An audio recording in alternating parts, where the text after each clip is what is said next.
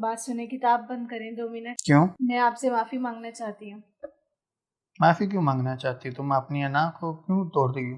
اپنی انا میں رہو, چھوٹی کیوں ہوتی ہے؟ اگر ایک بیوی اپنے شوہر سے معافی مانگ رہی ہے تو وہ اس میں چھوٹا پن نہیں ہوتا. بھائی اب جس طرح سے چل رہا ہے نا ویسے ہی چلے گا, بس ٹھیک ہے جاؤ. نہیں, میں نہیں چاہتی کہ آپ مجھ سے زیادہ دیر ناراض رہیں. رات ہونے سے پہلے ہم ایک دوسرے کے ساتھ صلح کر لیں. جس طرح چل رہا ہے نا ویسے چلنے دو. نہیں, اگر آپ اسی طرح سو گئے تو پوری رات فرشتے مجھ پر لعنت کرتے رہیں گے, اور میں یہ نہیں چاہتی کہ میں اللہ کی رحمت سے دور ہو جاؤں. آج کل ماڈرن زمانہ ہے, تو جب شوہر ناراض ہو جائے بیوی سے تو بیوی بنانے کی زحمت نہیں کرتی ہے. پھر ایک رات گزرتی ہے, 2 گزرتی ہیں, 3 گزرتی ہیں, تو اس طرح سے دل میں باتیں آتے وہ ایک پہاڑ بن چکا ہوتا ہے. پھر نفرت جو ہے وہ اپنے عروج پہ آ چکی ہوتی ہے. پھر صلح اور واپسی کی کوئی گنجائش نہیں رہتی ہے. ایک حدیث کا مفہوم ہے کہ نبی علیہ الصلوۃ والسلام نے فرمایا کہ جب شوہر ناراض ہو کے سو جائے تو ساری رات فرشتے اس کی بیوی پر, اس کی اہلیہ پر لعنت کرتے رہتے ہیں کہ اس کا شوہر اس سے ناراض ہو کے سو گیا ہوا ہے. بیوی کی ذمہ داری ہے کہ وہ شوہر کو راضی رکھے ہر حال میں, کیونکہ جب نکاح ہوتا ہے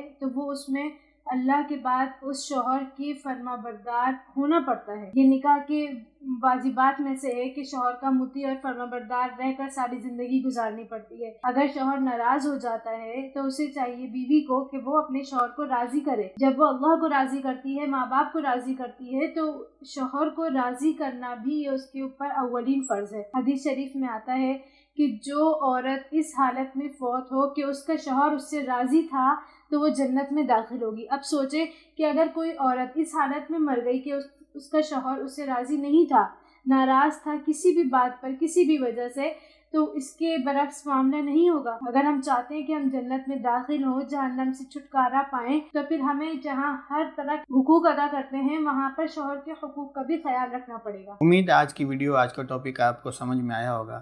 خود بھی پیار محبت سے رہیں اور اپنی اولاد کے اوپر بھی اچھا امپیکٹ ڈالیں.